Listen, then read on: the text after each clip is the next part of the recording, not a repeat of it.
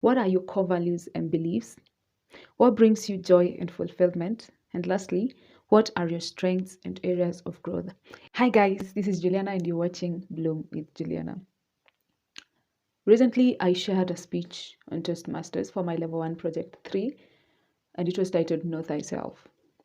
And this time I was doing it online, so I was using my phone and was not able to record the speech, and therefore I thought it's a really good topic, and I have used it in the last few months, and I think it is a good thing for me to share just what I have learned and what I am learning. And so today I want to share about the importance of knowing thyself. If you've not heard of this phrase before, this phrase was imparted, or rather the wisdom was imparted by a Greek ancient philosopher by the name Socrates. I'm sure you've heard about Socrates, at least even by mentioning, or if you read books, I'm sure he's been mentioned. And Socrates understood that true wisdom begins with self-awareness, that true wisdom begins with understanding your own thoughts, your own emotions, your own strengths, weaknesses, behaviors, and attitudes. He understood that it is from this foundational knowledge of self that we are able to navigate the world around us and make informed choices and decisions. And so knowing thyself, or knowing yourself, enriches every aspect of your life. All around, it influences and enriches every part of you. And knowing thyself is beyond just a phrase. It is a call to a lifelong journey of introspection, self-reflection, and active exploration of self. And so what really I've come to realize when I got on this journey of getting to know myself is I was never an extrovert.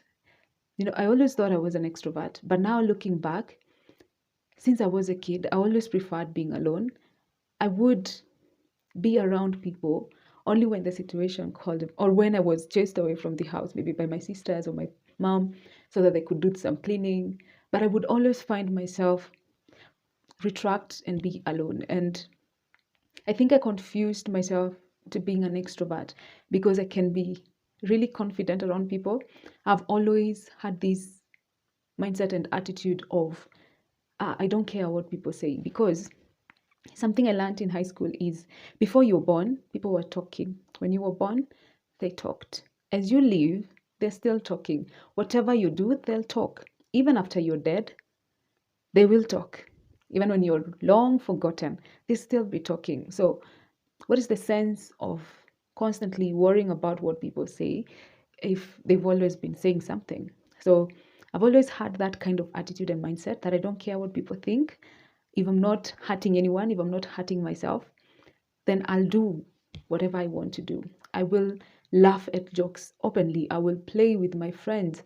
I will give my opinion. I will jump into making decisions in a group setting. So for me, I think that is what made me confused about being an extrovert, when in real sense, I was more of an introvert. But now I've also learned that there is something like an ambivert whose tendencies are more of an introvert, but they act extroverted when the situation calls for the extrovert aspect of a person. So getting on this journey has helped me to really understand how I act and how I interact with people, especially my colleagues, and how I prefer to work, because I'm that kind of a person that likes teamwork.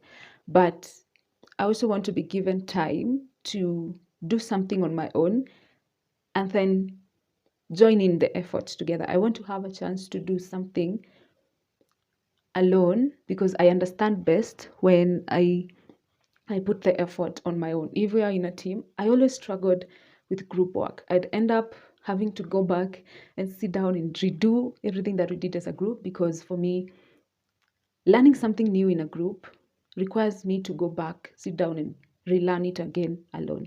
I love teamwork for sure, because teamwork makes the dream work.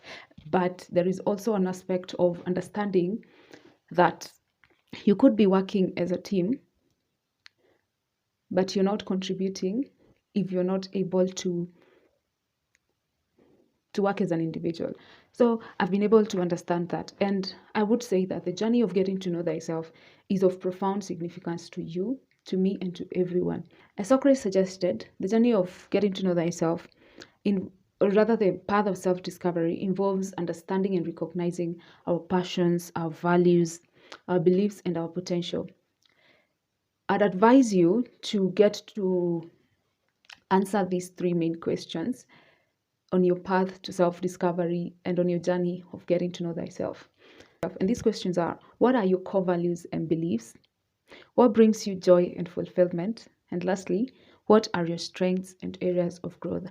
If you successfully answer these three questions, you uncover an authentic side of you. Sorry. You're able to uncover an authentic side of you, because then you understand what makes you who you are and why you act the way you are, and really just know exactly what these things mean for you.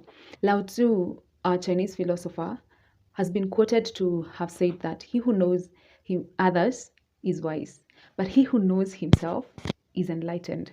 And so opening yourself up, or rather embracing Socrates' call to knowing thyself, you open yourself to numerous benefits. It is through self-awareness that we gain the ability to make decisions that are aligned with our true selves, because you get to understand, as I mentioned earlier, what are your core values and beliefs. And when you have this, you are able to make decisions that align with your values, that align with your core beliefs, that align with what you really want, what your authentic self really yearns for. So you're able to make decisions that are informed. And the other benefit is you discover a stronger sense of confidence, simply because you're able to answer the third question, which is: what are your strengths and your areas of growth? You get a confidence when you know things that you're good at and things that you need to work on, because things that you're good at, you know you can do them. And so you have this sense of confidence, and you know areas that you're not good at, but you need to work on. So nobody can bring you down by pointing those things out, because you already know and are doing something about it. The other benefit is, this is crucial for each and every person, is we form deeper connections and relationships, because our relationships, having understood who we are, what we believe in, our attitudes, our behaviors, we form relationships and connections founded on authenticity. And as Toni Collette would be quoted to have said, the better you know yourself, the better you can relate with the rest of the world.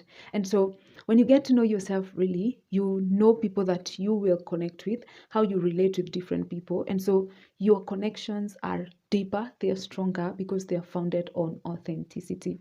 And so you may be wondering, yes, knowing thyself is a good thing, but how do I embrace this journey? It's simple. There are three main ones that I'd like to share. And the first one is journaling. It's just taking time to record your thoughts, your emotions, and your experiences. Now, I'm a journaling junkie. I love journaling. And I have been journaling since I was in primary school. I might have mistakenly had my books burned. There's a time at home we really did some clearing and we burned papers and books. And I think that's when I lost my primary books, my primary school journals. But I'm able to go back to my old journals and just look at the experiences and just savor and remind myself of how life was when I was younger. I'm still young, but when I was younger in high school, in campus. And it's such a beautiful thing to see how you're growing, and just to experience life from where you are and just look back. It's a beautiful thing. The other way is meditation. This is where you tune into your emotions and thoughts. Just get clear on and just be in the moment. I'm still trying meditation. It's really hard for me because my mind is always running and running and running. When I think my mind has calmed down, I think of something else. So I have practiced meditation, but I don't think I have gotten to getting the benefits, because I am so Mm, I'm not good at meditation, but I am committed to learn how to meditate and to really do it, because every book that I read about personal development, people that I listen to mention that meditation is a good thing. So I'm committed to learning and to just, I try, but that's also something I really need to work on. The other is seeking feedback from people that you trust. People that you trust will be able to give you valuable insights that you can use. They will point out your areas, the areas you need to improve, how you relate with people, your strengths and all that. So seek this feedback from people that you trust. You don't want to seek feedback from people that are not in your corner. Ensure that people that you ask feedback from have have good intentions in their minds for you. There are also other ways that you can embrace knowing this wisdom of knowing thyself, and other ways are like practicing gratitude and having a positive outlook on life. This is important because if you're always thinking about how life is bad, how life is hard, how everything is not working out, and you forget to look at, I'm alive, I'm not sick, I have a place to live, I have clothes on my body, I have a roof up on my head, I have shoes to wear, I have food to eat. You forget to see those things, that you're secure, you're not living in fear. Then you live a life of limited joy, and there is nothing anyway like limited joy, but you live a life of stress and anxiety rather than a life of fullness of joy and happiness. So practice gratitude and embrace a positive outlook of life. The other is to read and learn on topics such as psychology, philosophy, and personal development. This is the way that you learn how to be better, how to be more authentic, or rather, how to be authentic, and just really know what has been researched on about our psychology and different philosophies, and maybe adopt the philosophies that really align with you and learn. Just learn, read as much as you can, learn. Now it's the technology has made things easy. You don't have to read a book for a week. You can just listen to it for like 4 hours and you have the information. So take the use everything to your advantage and just get into understanding really, really what matters for you. The other one is to take personal assessment tests such as the MBTI, the 12 personalities. There are so many personal assessment tests. Just take and just see really what stands out in how you act, your behaviors, your attitudes, the way you think. And well, don't get fixated on whatever the test gives as the result, but take out those, when you do a personal assessment test, at the end of it you get they explain on how this kind of group of people think, how their mindsets change, what they believe in, how they act, the advantages, the disadvantages. Just get to learn. It's a good way. Even you can be able to understand your friends better by seeing all things, different personalities and all. So the last way that you can embrace the wisdom of knowing thyself is to explore new hobbies and passions. I believe that you don't know what else will make you happy. Sorry. You don't know what else will make you happy until you've tried something else. So if you've not tried something, you don't know how it will make you feel. You don't know what it will open up in your mind. So explore new hobbies and passions. If it's painting, like I really want to explore painting and drawing. I mean, like painting with paintbrush and just being able to draw. I also want to really embrace adventure and travel. So yeah, it's embracing new hobbies, and I also want to learn how to cook meals that are beyond ugali, matoke, pilau, and what else? And rice. Yeah. So it's clearly possible for Socrates' counsel to be practically applied in our lives.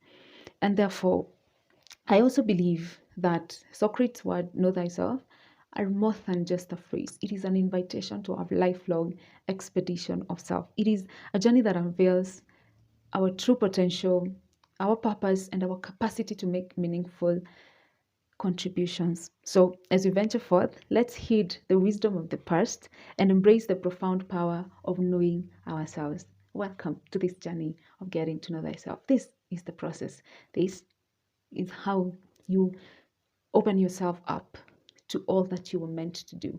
Getting to know thyself is the foundation of everything you're going to be able to do in this life. And so, as always, you go out, be you, do you, and always do your best. Until next time, bye.